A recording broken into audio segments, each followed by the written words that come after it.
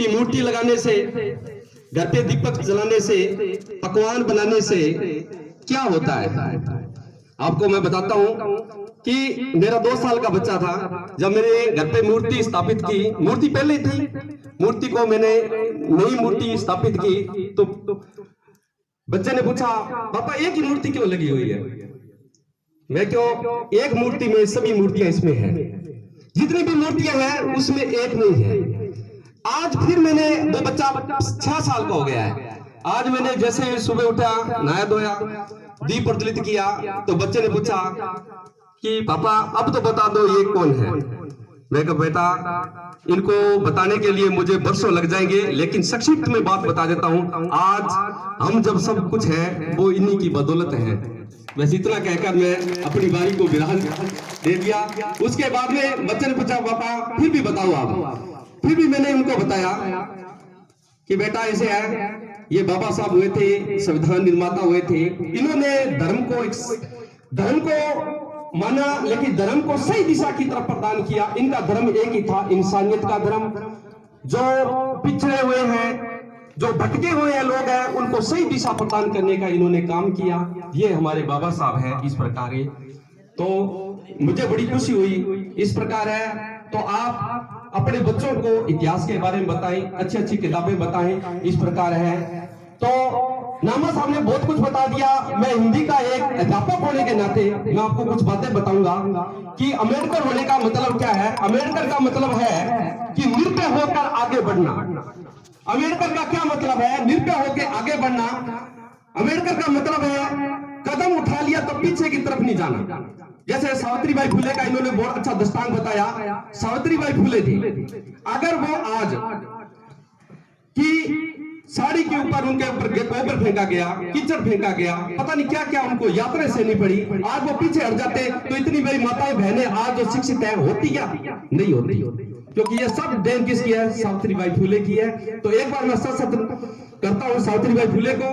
इन्होंने मार्ग हमें प्रदान किया और जिनके कारण आज हमारी बेटी बहनें जो पढ़ लिख कर आज उच्च पदों पर आसीन होती है तो उन्हीं की बदौलत है। तो मैं एक हिंदी का अध्यापक होने नाते आपको छोटी सी कविता के माध्यम से मैं सब कुछ आपको इसके अंदर बता देता हूँ कि बाबा साहब के लिए हमारे लिए क्या कुछ किया, उसके बारे में बता रहा हूँ आपको कि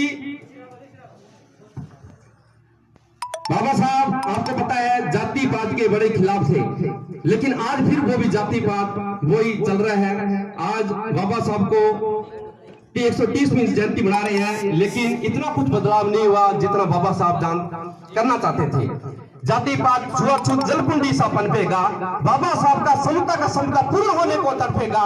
भला चाहते हो तो ऊंची कर लो अपनी सीढ़ी को, अरे भला चाहते हो तो ऊंची कर लो अपनी सीढ़ी को। संसद तक पहुंचाना होगा आने वाली पीढ़ी को, तो संसद तक पहुंचाने के लिए आपको एकजुट होना पड़ेगा। आपको एकजुट होना पड़ेगा, आपको पढ़ना पड़ेगा, एकजुट होने पड़ेगा। बाबा साहब ने हमको शिक्षा तो प्रदान कर दी, लेकिन दो उन्होंने कहा था, एक संघर्ष करो, एक संगठित रहो। संगठित कोई है नहीं, संघर्ष कोई कर नहीं रहा है, तो हम अम्बेडकर तो बन नहीं पाएंगे।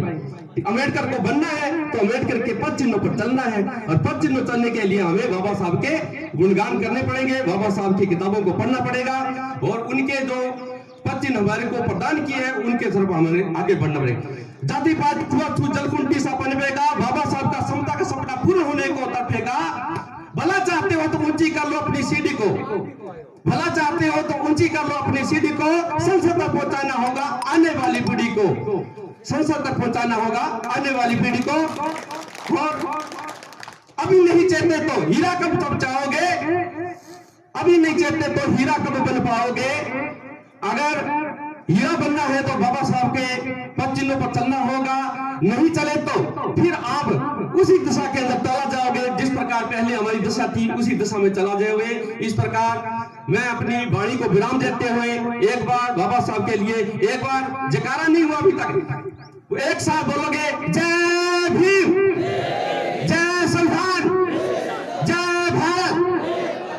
धन्यवाद, मेरे को इतना समय दिया आपने।